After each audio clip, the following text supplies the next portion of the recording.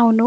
మీలో ఎంతమందికి మైసూర్ పాక్ అంటే ఇష్టం? నేను చెప్పేది మైసూర్ పాక్ అండి. మైసూర్ పాకం కాదు. మైసూర్ వెళ్తే ప్యాలెస్ చూడాలి, జూ చూడాలి, బృందావన్ గార్డెన్స్ చూడాలి, అలాగే చాముండేశ్వరి అమ్మవారి టెంపుల్ చూడాలని అంటారు కానీ, ఎవరు ఈ ప్లేస్ విజిట్ చేయాలని చెప్పలేదు. రీసెంట్‌గా మేము మైసూర్ వెళ్ళినప్పుడు చాముండేశ్వరి అమ్మవారి టెంపుల్‌కి విజిట్ చేసాం. అమ్మవారి టెంపుల్‌కి వెళ్తుంటే లెఫ్ట్ సైడ్ మాకు ఈ షాప్ కనిపించింది. వచ్చేప్పుడు ఆగామండి. బయట నుంచి చూడ్డానికి చాలా బావుంది. లోపల ఎలా ఉంటుందోనని వెళ్ళాం. నిజంగా చాలా బావుందండి. ఇక్కడ మైసూర్ పాక్ ప్రిపరేషన్ అంతా మనకి ఓపెన్ కిచెన్ లాగా మనకి క్లియర్‌గా కనిపిస్తూ ఉంటుంది.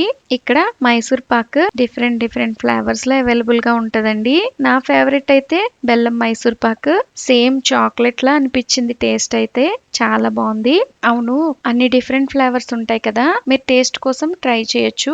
నచ్చింది సెలెక్ట్ చేసుకుని కొనుక్కోవచ్చు. ఎన్ని ఫ్లేవర్స్ ట్రై చేసినా కూడా నాకెందుకో బెల్లందే నచ్చిందండి. అందుకే బెల్లందే తెచ్చుకున్నాను.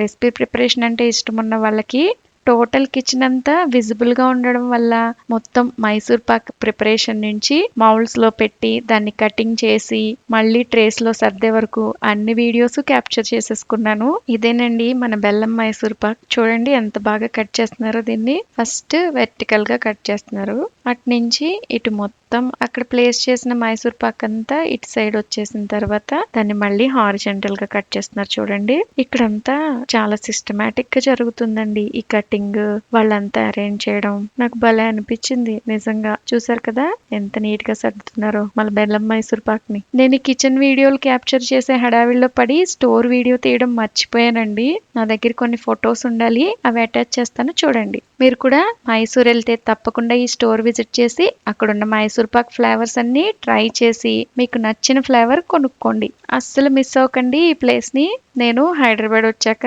చాలా రకాల మైసూర్ పాక్లు ట్రై చేశాను. బట్ ఆ టేస్ట్ మాత్రం నాకు ఎక్కడ దొరకలేదండి.